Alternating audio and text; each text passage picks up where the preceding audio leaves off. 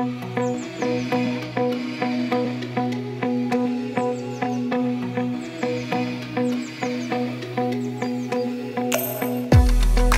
Steinar Valsson, yfirlögregluþjónn hjá ríkislögreglustjóra, velkomin í Lífaðar landsins hlaðvarp Samorku.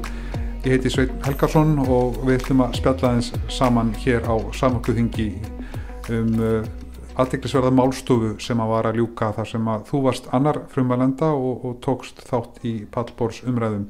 Og þarna var rætt nýjar ógnir sem meðal annars steðja mikilvægum innviðum, svo sem í orku- og veitugeirunum sérstaklega.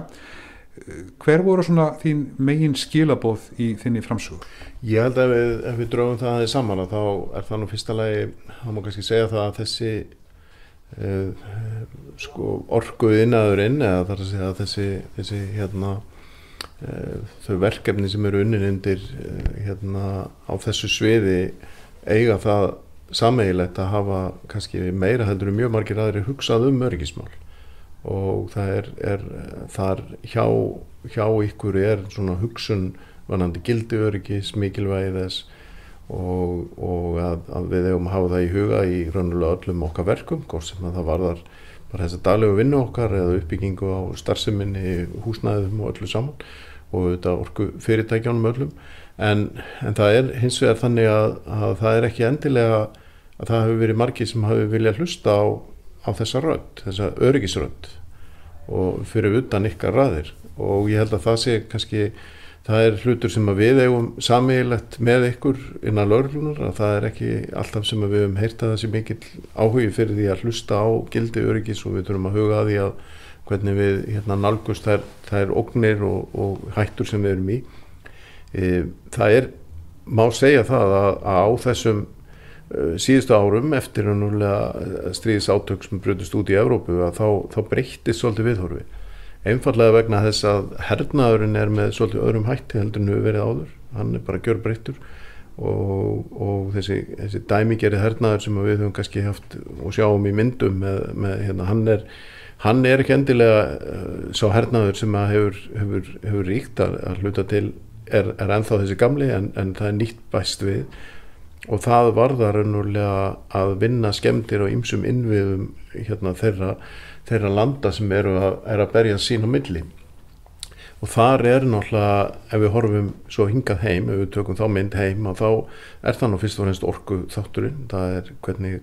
hvernig aðgengi almennings á vatni og rafmagni og heitu vatni sem náttúrulega kannski lúxus hér og þekkist ekki alls staðar. Það þessir þættir sem að skiptir kannski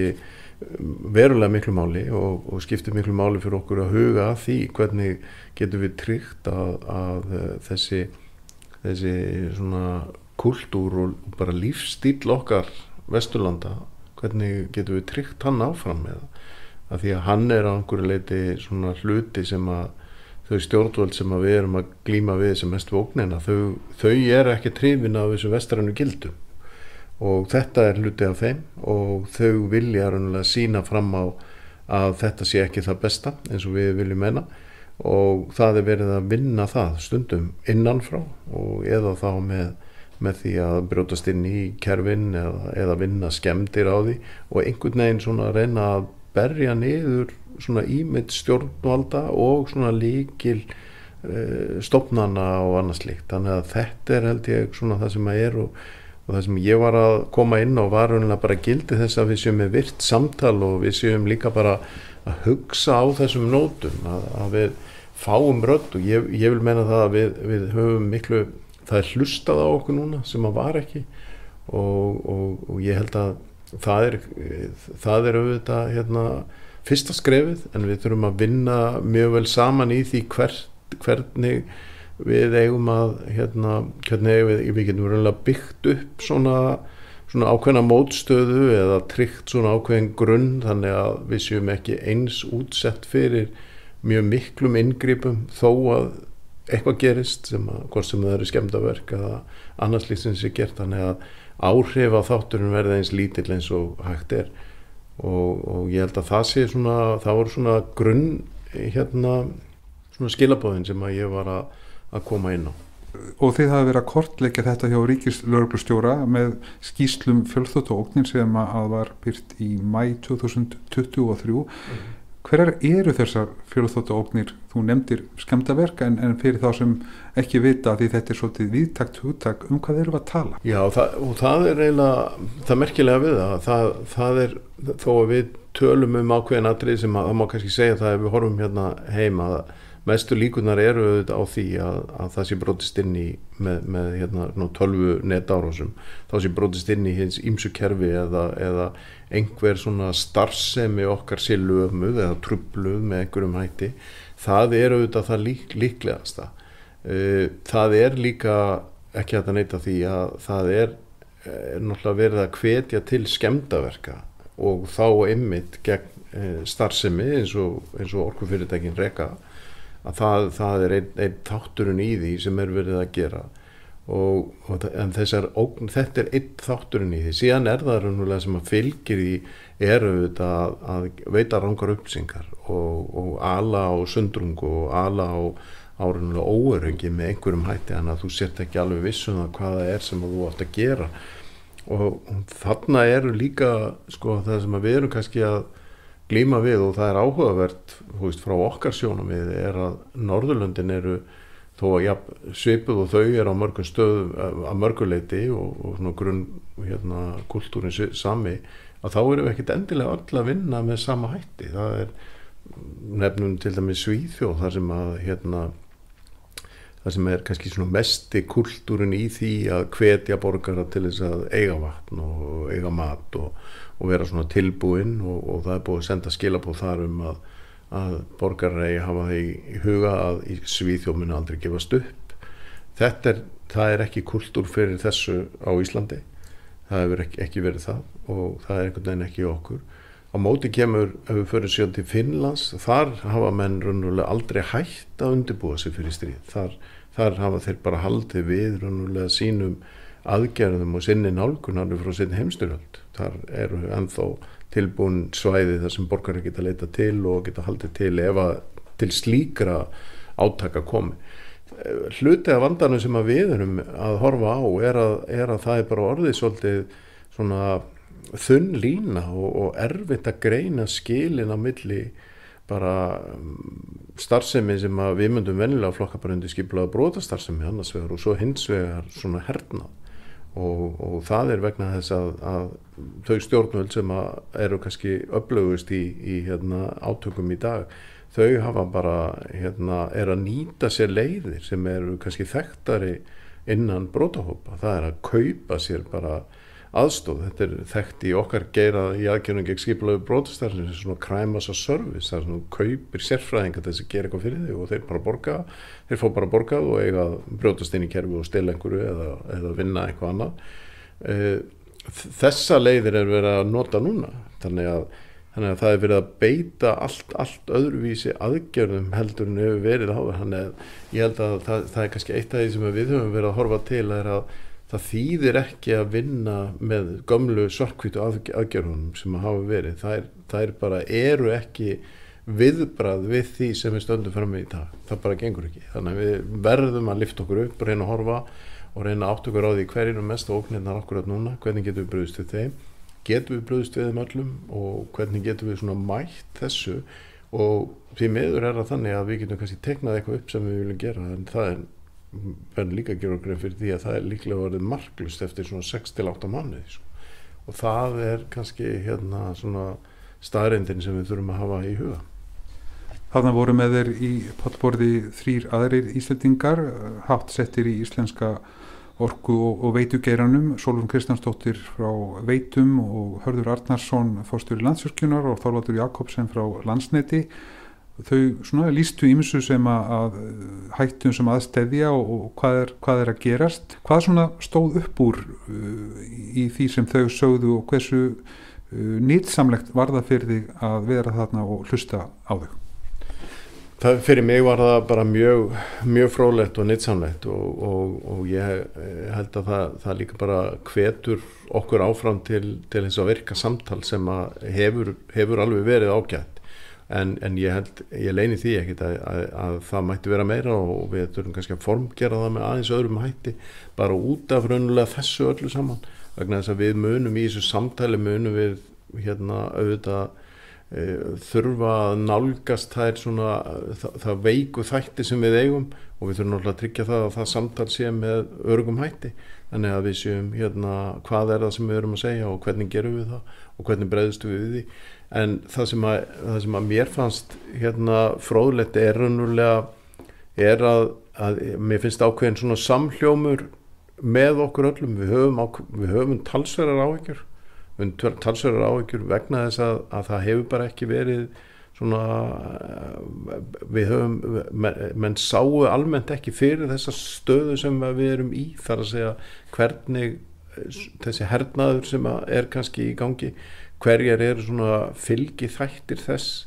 og hvað hefur fylgt í kjölfarið og hvað búið að vera í gangi og við erum kannski við erum aðeins á eftir að bregðast við þessu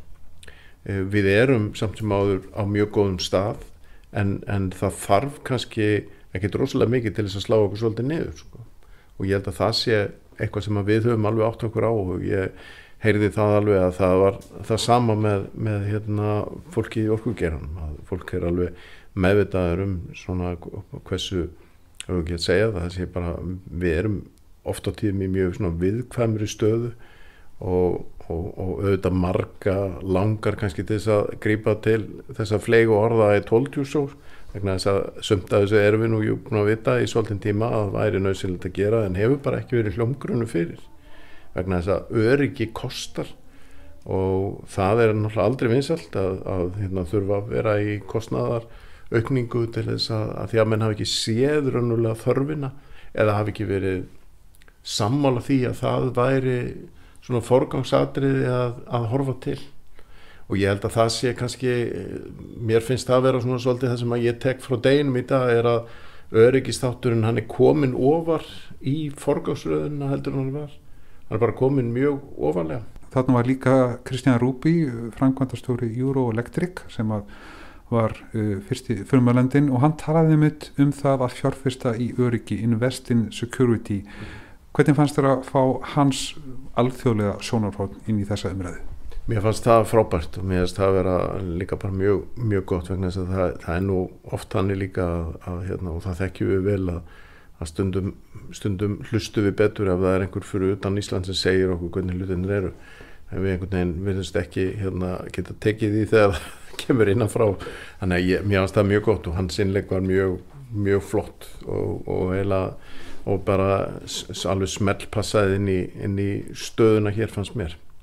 Það talað það í stefnu ríkisins í almannavarna og öryggismálum að ríkislögreglustjóri leiði gerð áhættumats á mikilvægum og ómissandi innviðum samkvæmt viðurkenndum aðferðum þá í samvinnu við stofnanir, ráðuneyti, sveitarfélög, lögreglustjóra og fyrirtæki orku og veitugeranum.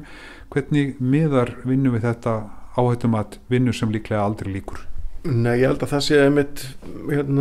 punkturinn hjá þér að þessu líkur aldrei, þetta í gangi og það ákveðin vinna í gangi og ég held að það sé hluti af svona þessum breytta veruleika. Ég held að það skiptir kannski ekki alveg öllu hvenær svona mat kemur út eða gefið út. Ég held að þetta þurfa að vera bara sílifandi plagg miklu meira heldur en hefur verið áður og vegna þess að það svo rosalega hraða breytingar að það svo margt sem að verður úrelt á svo stuttum tíma en grunnþátturinn auðvitað alltaf til grunnþátturinn og líka grunnþátturinn bæði á okkar ábyrgð og okkar sýn